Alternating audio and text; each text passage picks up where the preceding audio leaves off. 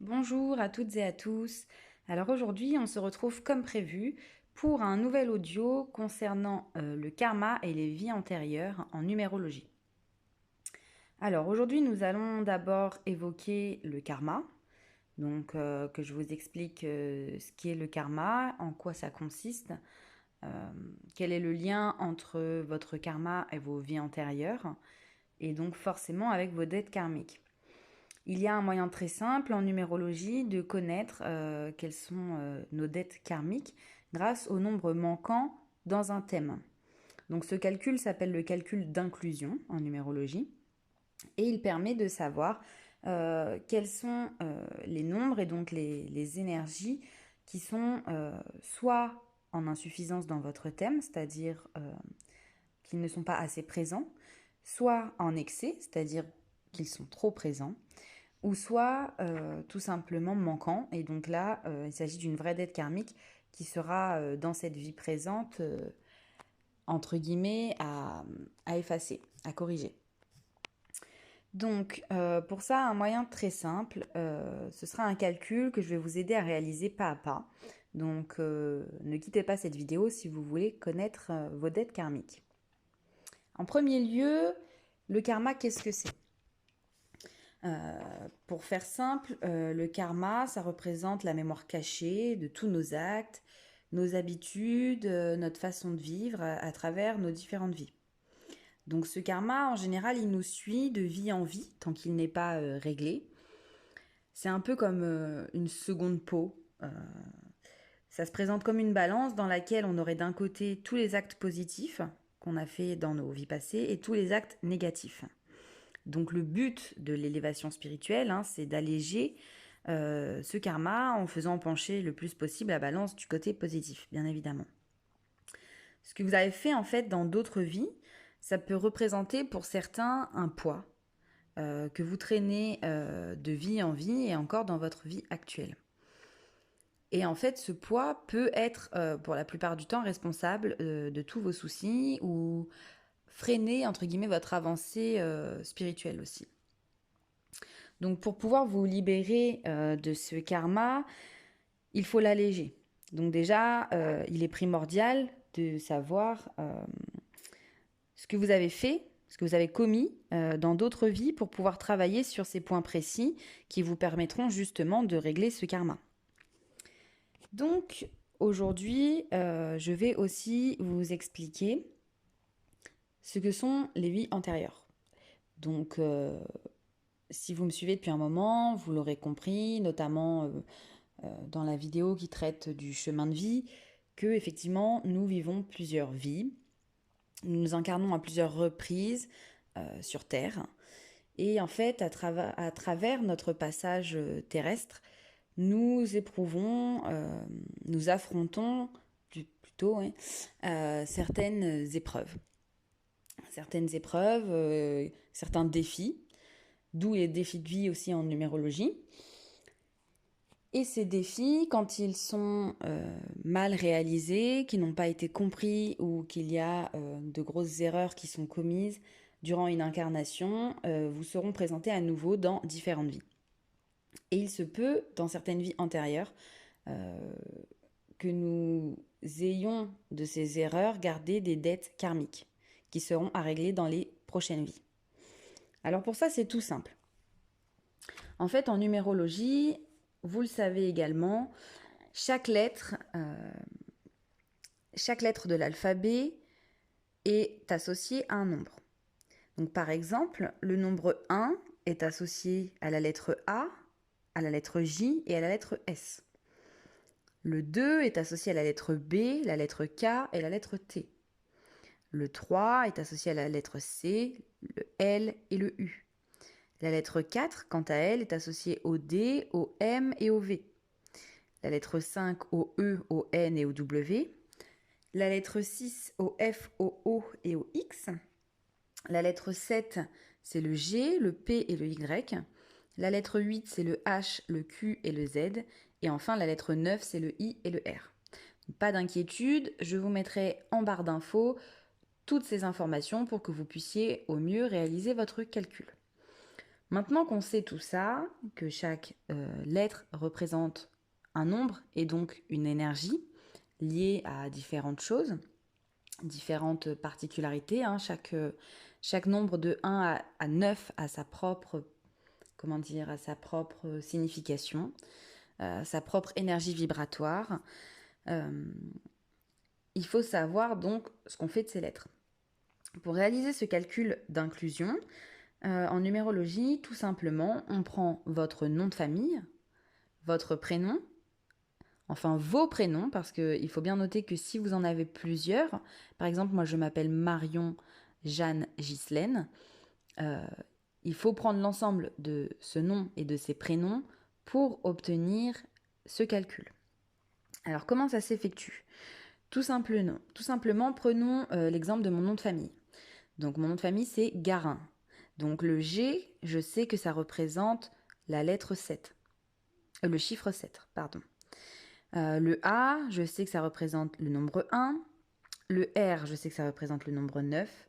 Le I également le nombre 9. Et le N, c'est le 5. Donc, vous allez écrire votre nom et vos prénoms.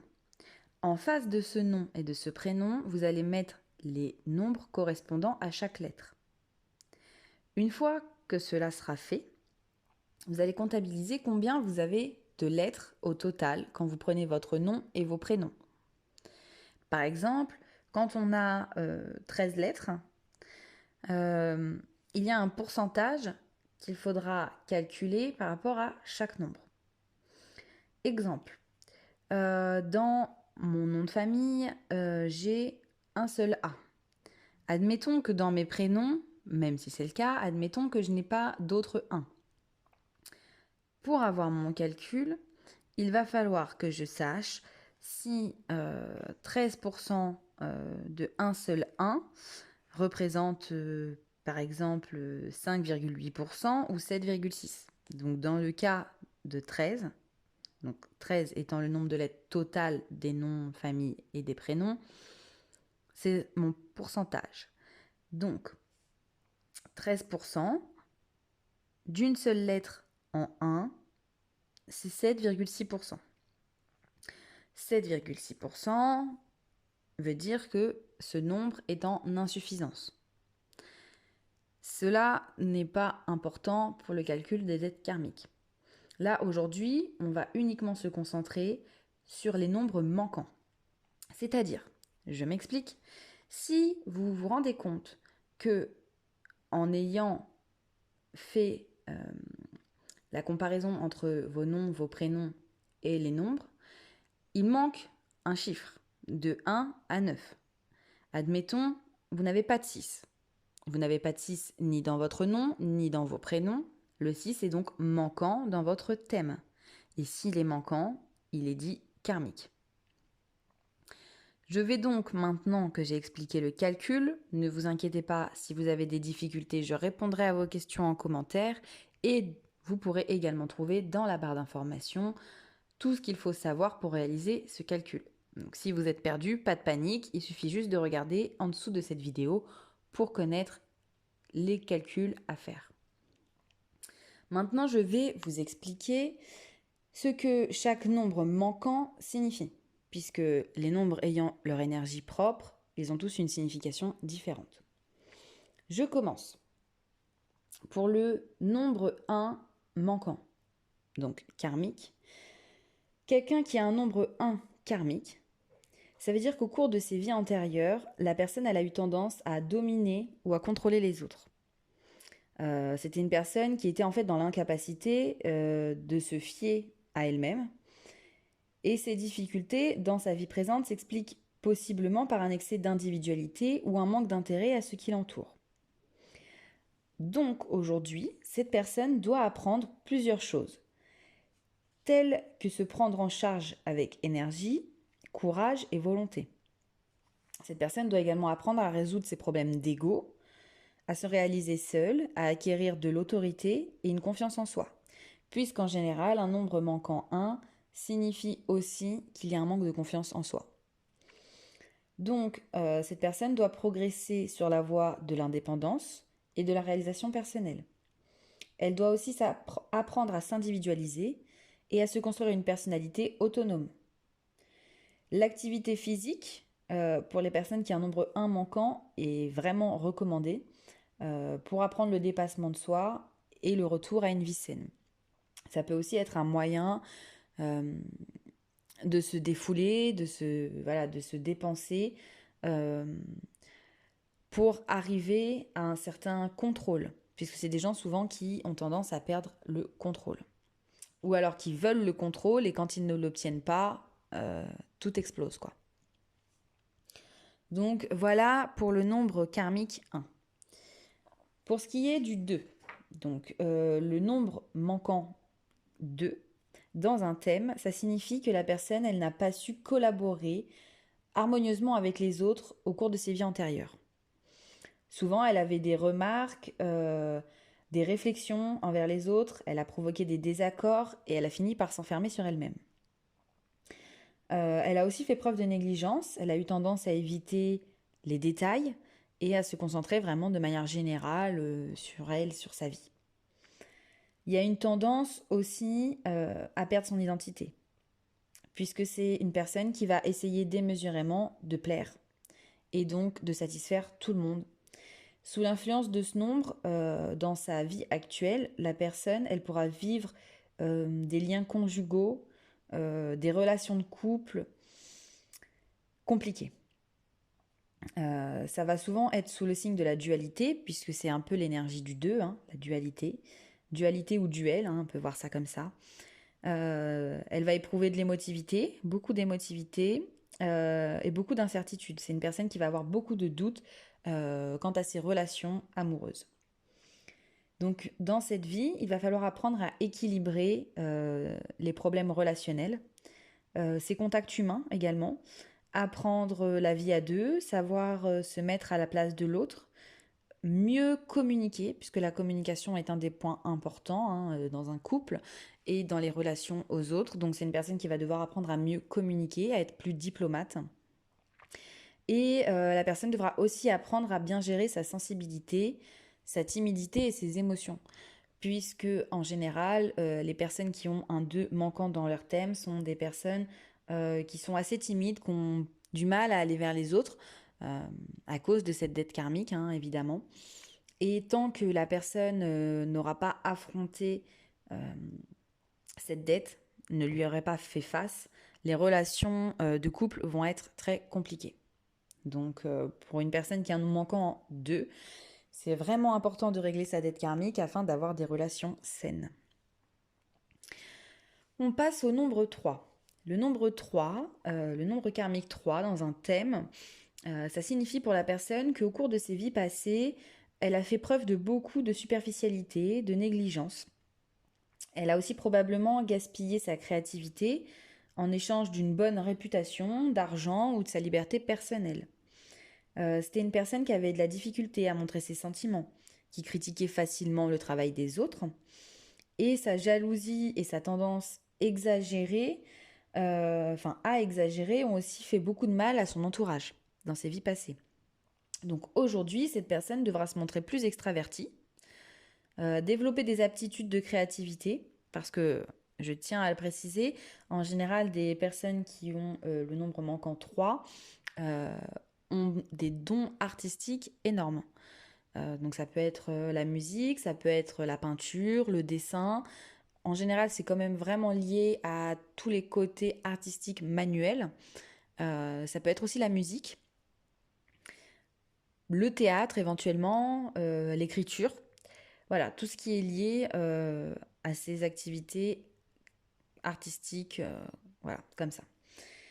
Donc cette personne, donc en plus de développer ses aptitudes de créativité, donc de réveiller ses dons, elle devra lutter contre ses blocages, se réaliser et se montrer ouvert et sociable. Donc c'est une personne qui tend à aller vers les autres, qui doit apprendre à aller plus facilement vers les autres et à s'ouvrir aux autres. Cette personne elle aura aussi intérêt à éviter de s'éparpiller, c'est-à-dire d'avoir plusieurs projets en même temps dans sa vie, parce qu'au final, elle va commencer un projet sans le terminer pour en entamer un autre et rien n'avancera comme elle le souhaite. Euh, Elle doit éviter aussi les extravagances, euh, c'est-à-dire que voilà, elle doit éviter de vouloir au contraire être trop présente, trop plaire, être trop vue aux yeux des autres. Elle doit apprendre à mieux communiquer, parce que c'est quand même le nombre de la communication par excellence, le 3. Apprendre à s'exprimer clairement, à créer des liens, mais sans tomber dans les potins, le commérage, sans que ce soit du côté négatif, c'est-à-dire ne pas répéter l'erreur de trop critiquer les autres, de se vanter, voilà, éviter de retomber dans ces côtés sombres. Voilà pour le nombre 3. On passe au nombre 4. Alors le nombre 4, quand il est manquant dans un thème, ça signifie que la personne, elle a travaillé très dur au cours de ses vies antérieures et du coup elle est devenue très catégorique et peu ouverte à essayer de nouvelles méthodes ou de nouvelles façons de faire les choses. Donc c'était quelqu'un qui était très traditionnaliste et qui ne voulait pas s'ouvrir à de nouvelles choses, de nouvelles perspectives. C'était une personne également qui avait un caractère très entêté et inflexible. Euh, C'était une personne qui ressentait un peu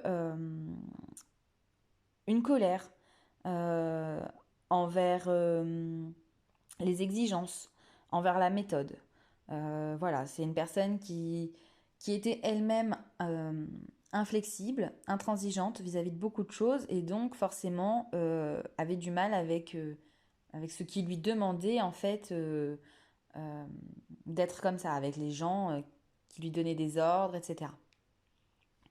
Donc c'est une personne qui aujourd'hui devra apprendre à s'appliquer avec régularité dans son travail, à terminer ce qu'elle entreprend, mais surtout à faire preuve de persévérance, sans devenir maniaque, sans avoir besoin de ce contrôle total sur une situation. Donc elle va devoir assumer et développer les mots rigueur, ténacité, méthode, service et ordre.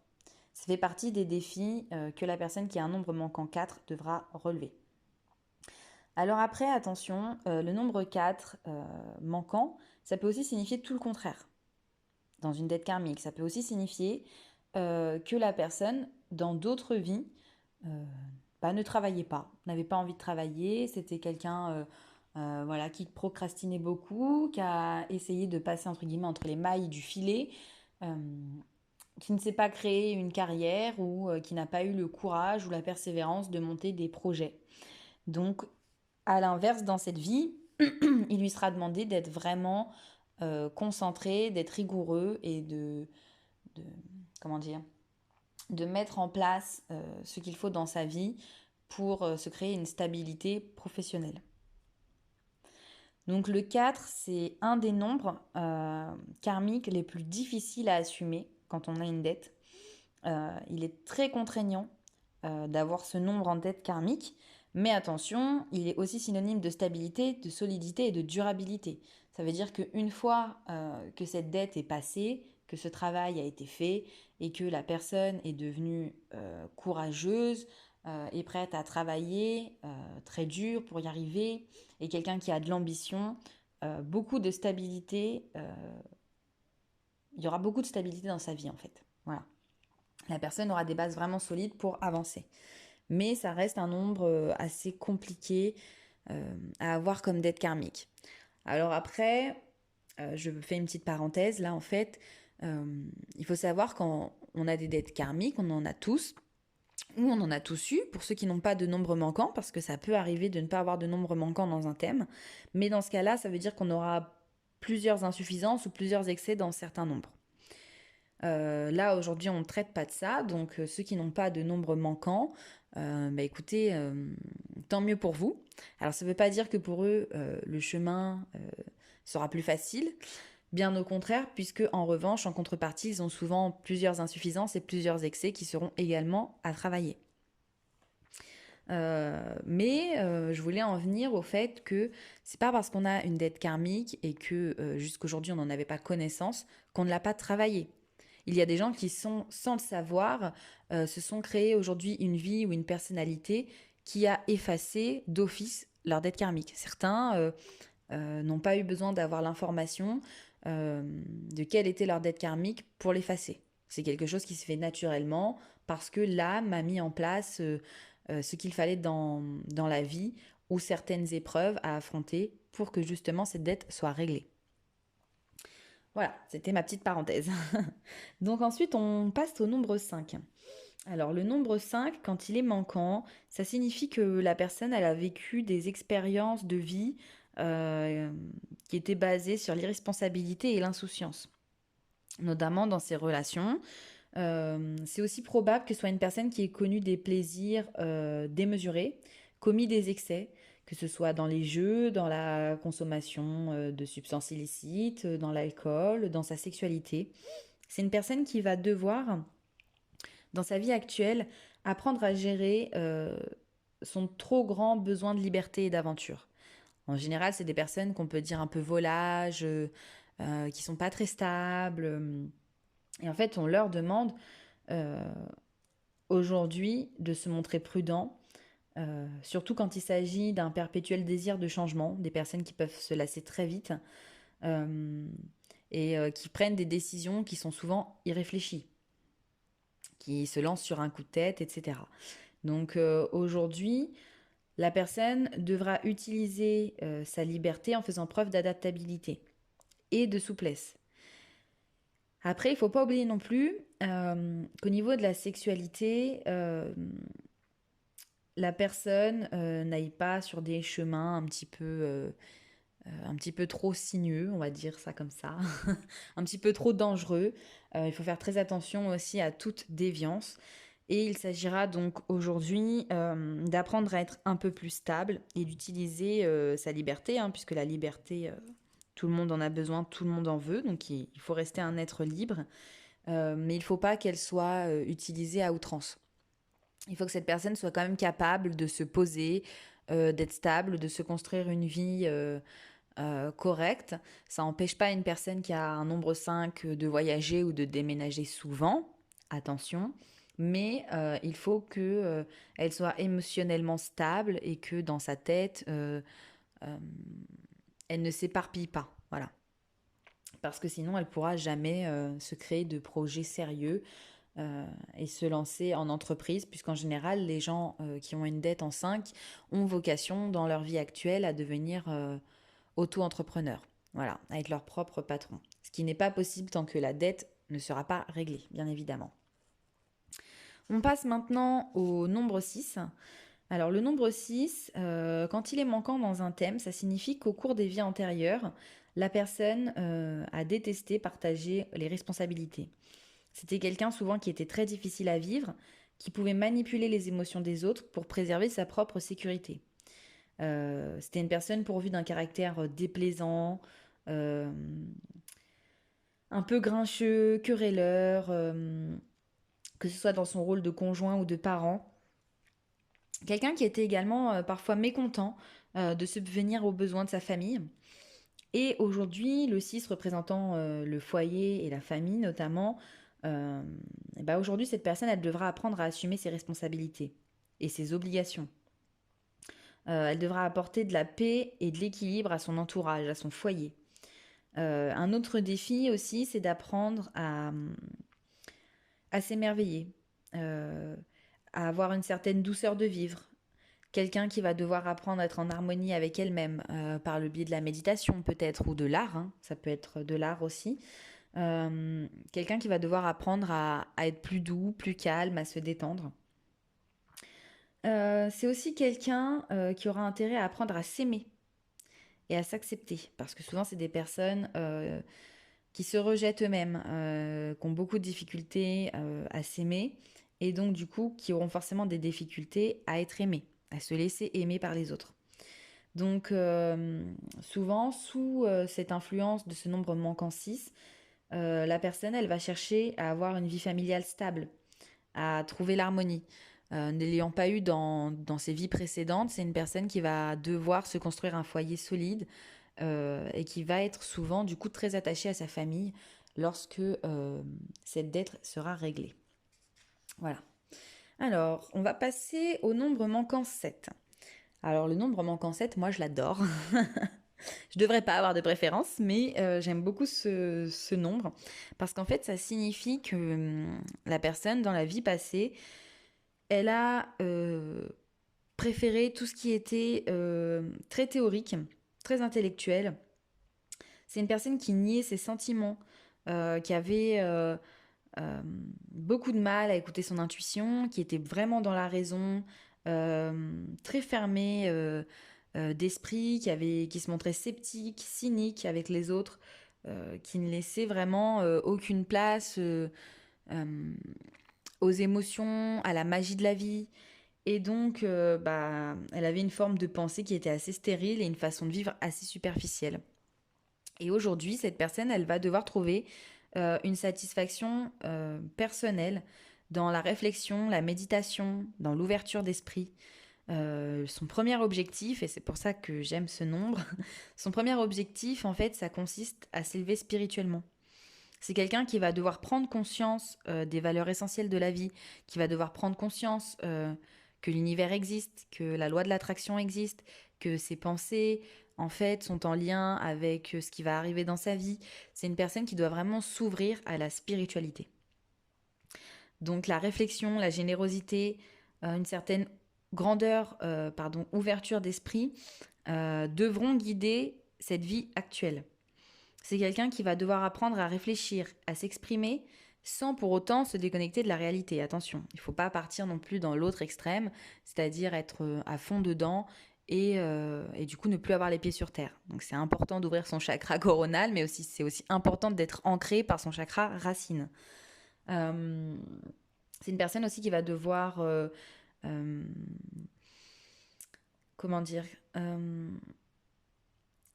qui va devoir être très réaliste sur ses sentiments et attacher de l'importance aux sentiments des autres. Quelqu'un qui va devoir être empathique, voilà. Qui va devoir essayer de se mettre à la place des autres et de les comprendre.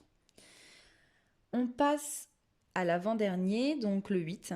Le 8, quand il est manquant, donc karmique dans un thème, ça signifie que lors de ses précédentes incarnations, la personne, elle a abusé du pouvoir, de la loi ou de la richesse.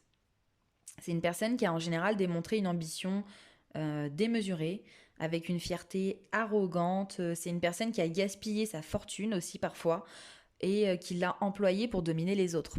Voilà, c'est quelqu'un qui voulait le pouvoir, qui voulait avoir l'ascendant sur les autres. Et tant dans son travail que dans la société, c'est une personne qui a employé son influence de façon excessive, qui a abusé de son pouvoir sur les autres, qui a abusé de sa fortune pour obtenir des passe-droits, par exemple, etc. Le nombre 8, c'est le nombre le plus karmique de tous les nombres. On dit souvent qu'il est porteur des conséquences de ce qui a été semé. Donc, sous son influence, l'individu qui règle ses dettes liées aux incarnations passées devra apprendre à endosser ses fonctions en exerçant le pouvoir de manière juste et équilibrée. C'est une personne qui va devoir aussi apprendre à gérer euh, ses biens matériels, sa vie financière. C'est quelqu'un qui va devoir trouver l'équilibre entre le fait d'être capable de mettre de côté, mais entre le fait aussi de savoir profiter de l'argent gagné. C'est vraiment une question d'équilibre, le nombre 8. Un équilibre financier, un équilibre professionnel, donc quelqu'un qui peut avoir de l'ambition, mais pas au point d'écraser les autres pour y arriver. Euh, Quelqu'un qui doit comprendre les valeurs de l'argent euh, sans rejeter cet argent, mais sans l'adorer non plus. Voilà, c'est vraiment une question d'équilibre. Et même vis-à-vis des autres, c'est quelqu'un qui, s'il a du caractère, devra apprendre évidemment à ne pas se laisser marcher dessus, mais qui devra garder aussi sa bienveillance. Donc voilà, le 8, c'est vraiment le nombre le plus karmique de tous les nombres, bien avant le 4, hein. En deuxième, c'est le 4, qui sont d'ailleurs liés, hein, c'est pas pour rien. Mais le 8, on va dire que c'est le plus difficile à vivre pour une personne parce que en fait, ça regroupe plusieurs plans, le plan professionnel, le plan social et le plan financier dans sa vie. Voilà. Donc son but sera vraiment de trouver l'équilibre dans tout ça. Et enfin, on termine avec le nombre 9. Donc le nombre 9, quand il est manquant dans un thème, Euh, Ça signifie que lors d'une récente vie, donc cette fois en général c'est pas très très loin de cette incarnation, lors d'une récente vie, la personne elle était idéaliste et du coup elle était un peu privée de son sens pratique. C'était une personne très rêveuse qui vivait dans son petit monde euh, et qui avait du mal du coup, comment dire, à être réaliste, à avoir les pieds sur terre, à fonder de vrais projets, à créer de vraies relations. D'ailleurs dans ces relations, c'était une personne qui a été sentimentale à l'excès et du coup, elle a été souvent manipulée, utilisée par les autres. Elle croyait être aimée souvent pour ses valeurs et sa générosité, mais en fait, c'est une personne qui s'est rendu compte que c'était pas le cas et donc qui s'est énormément protégée et renfermée sur elle-même. Donc dans cette vie actuelle, la personne, elle devra apprendre la compassion et le dévouement, euh, car en fait, le fait de s'être autant protégée peut conduire à ce que dans cette vie, la personne se referme encore une fois aux autres, soit égoïste ou manque d'ouverture aux autres, euh, de comment dire, qui n'ira pas vers les autres, qui n'aura pas besoin de cette chaleur humaine. Et aujourd'hui, au contraire, elle va devoir apprendre à aller vers les autres, à trouver une forme d'universalité un petit peu, qui va devoir élever son esprit, prendre conscience du monde qui l'entoure, et qui va devoir faire le bien à la fois dans son entourage, mais aussi on lui demande d'une façon beaucoup plus élargie, de faire quelque chose pour les autres. Donc je pense notamment, j'ai le souvenir d'une personne que j'ai eue en consultation, euh, qui a mis en place en fait du bénévolat. Voilà, qui s'est proposée bénévole dans une association et elle avait un nombre manquant 9 et ça l'a beaucoup aidé dans sa vie. Il y a plein de choses ensuite qui se sont montrées sur son chemin pour la récompenser de ce pas en avant. Donc voilà, c'est une personne qui va devoir prendre confiance euh, en elle, confiance en les autres, qui va devoir être généreuse et altruiste. Voilà, c'est vraiment les mots d'ordre pardon, de ce nombre manquant 9. Voilà, on a fait le tour de tous les nombres manquants. Si vous voulez davantage d'informations, n'hésitez pas à me mettre un commentaire sous cette vidéo, j'y répondrai avec plaisir. Pour le reste, vous trouverez toutes les informations dans la barre d'infos. Et n'hésitez pas, si vous avez besoin d'un autre audio, si vous avez d'autres questions, que ce soit en numérologie, que ce soit sur les liens d'âme, les sujets que vous voulez que j'évoque, à m'en faire part dans les commentaires pour que je puisse savoir de quoi traitera mon prochain audio. J'espère avoir été claire. Je sais que ça peut être compliqué à comprendre, surtout au niveau du calcul. Je sais que le calcul est pas facile à comprendre. Donc c'est pour ça que tout sera vraiment très bien détaillé dans la barre d'infos. Parce que c'est vrai que c'est difficile à expliquer comme ça, sans pouvoir vous l'écrire ou vous le montrer sur papier. Donc surtout si vous avez des questions, encore une fois, n'hésitez pas. Eh bien écoutez, je vous souhaite une très belle soirée à tous et je vous remercie pour tous ceux qui continuent de s'abonner et de liker mes audios. Je vous fais des gros bisous à tous, prenez soin de vous.